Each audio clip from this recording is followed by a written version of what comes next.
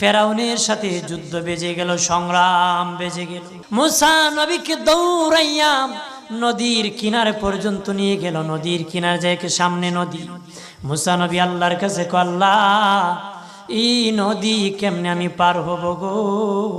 আল্লাহ বলেন, মুসা রে, তোমার হাতের লাঠি দিয়া সাগরে নদীর পারে আঘাত করো। মুসা নবী আঘাত করলেন, রাস্তা হয়ে গেল।